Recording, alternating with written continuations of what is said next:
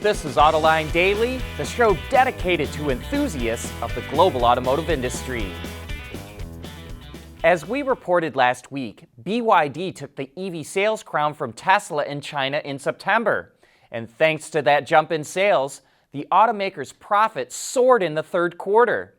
BYD estimates that its net profit for Q3 will be between $765 to $820 million, which is up a staggering 333 to 365% compared to a year ago. BYD shares jumped 6% in Hong Kong on the news, and the car maker now has a market capitalization of $93 billion, nearly the same as General Motors and Ford combined. BYD has sold 1.2 million BEVs and plug-in hybrids through the first 9 months of this year, up 250% compared to a year ago, making it the number one in electrified sales in China. The chip shortage was expected to ease up by now, but it looks like it's going to continue, at least in Europe. Speaking at the Paris Auto Show, Stellantis CEO Carlos Tavares said he expects chip supplies won't be back to normal until the end of 2023. And Renault CEO Luca De Meo sounds less optimistic and says the company is still having trouble with supplies. And while they may improve, De Meo says the, quote, problems are here to stay for a while, end quote.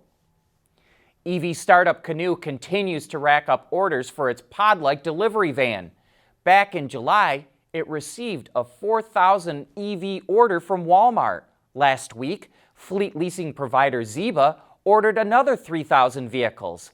And now King Bee, a U.S.-based company that provides work-ready van rentals for small and medium-sized businesses, is ordering 9,300 of Canoo's electric delivery vehicles with the option to double that. King Bee will upfit, wrap, and deliver the vehicles to its customers across the U.S. And this is good news for Canoo. Earlier this year, it warned that it was running out of cash. But with these recent orders, it looks like the startup might survive.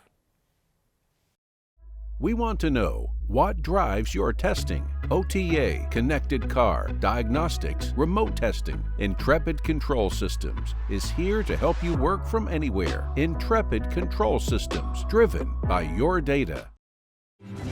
At Schaeffler, we pioneer motion. Electrifying mobility. Manufacturing smarter. Reducing CO2 emissions. Making energy production clean. Schaeffler pioneers motion to advance how the world moves.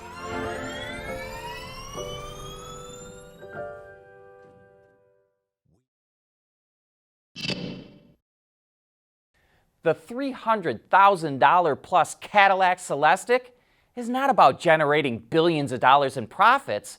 It's about establishing Cadillac's reputation as one of the greatest luxury brands in the business. We did a video all about the design of the car that you can find in the link in the transcript or in the description box. But right now, let's look into the engineering and manufacturing of the car. The Celesitq is handmade and will be built at GM's PPO building at the company's tech center in Warren, Michigan. PPO stands for Pre-Prototype Operations, which is where GM builds the first prototypes of all of its new models. They will make less than 2 Celesitqs a day, or about 400 a year.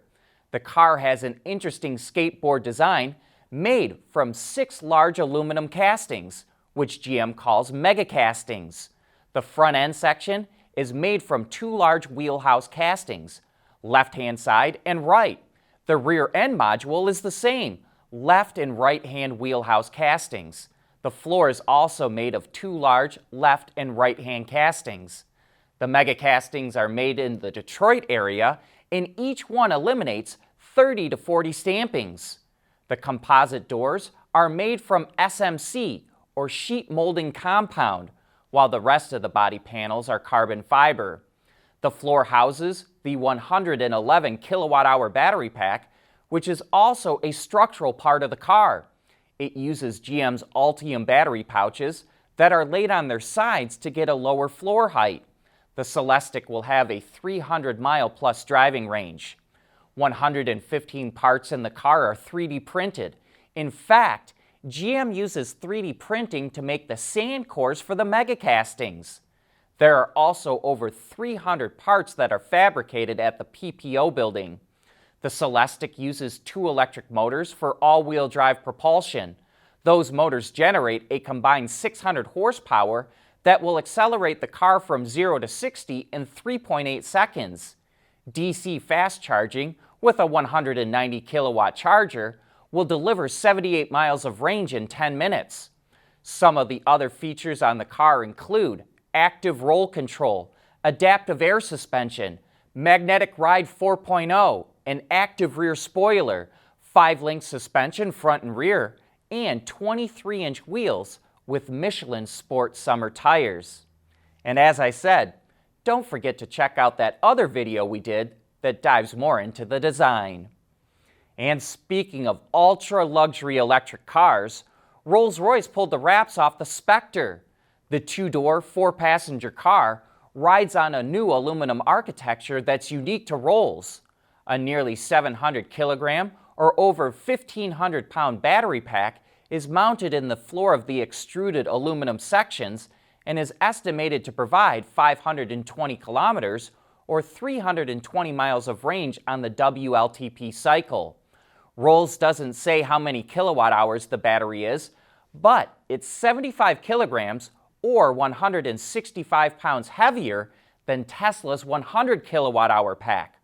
Overall, the Spectre weighs nearly 3,000 kilograms or over 6,550 pounds. Power output comes to 430 kilowatts or about 575 horsepower, which is enough to provide a 0 to 60 time of 4.4 seconds. White, gold, red, and black colors accent the interior, and like the Celesitq, it's a fairly minimalistic interior and features display screens that stretch from pillar to pillar. Customers can commission their car right now, but deliveries won't happen until the fourth quarter of next year. Rolls says it's pricing the Spectre between the Cullinan, which starts at about $350,000, and the Phantom, which starts at $460,000.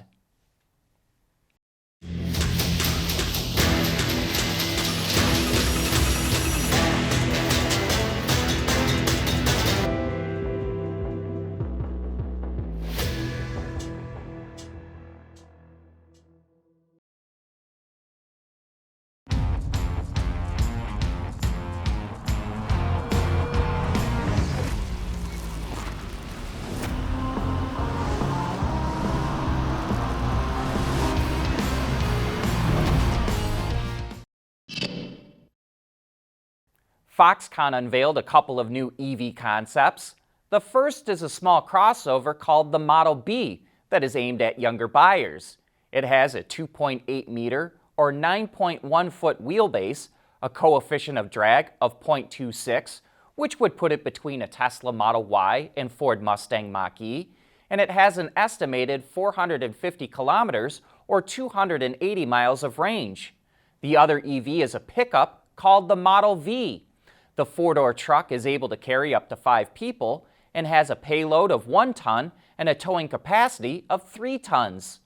While these are just concepts, Foxconn showed a similar prototype last year called the Model C, which has already been turned into a production model, and it goes on sale in Taiwan in the second half of next year. With all its partners and now a manufacturing plant in the U.S., we also wonder if these vehicles might be seen in other markets.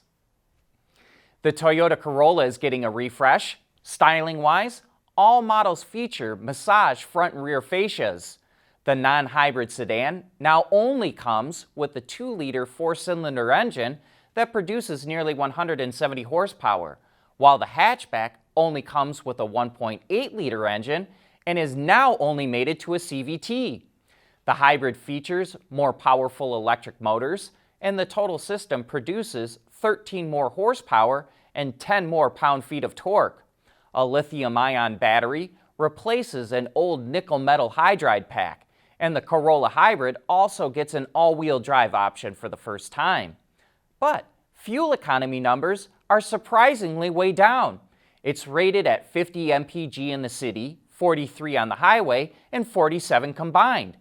That's 3 mpg lower in the city, 9 lower on the highway, and 5 lower combined compared to the previous model.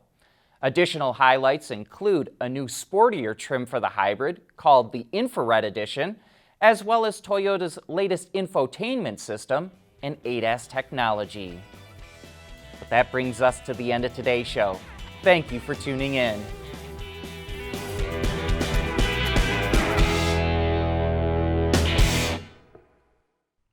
Autoline Daily is brought to you by Bridgestone, solutions for your journey.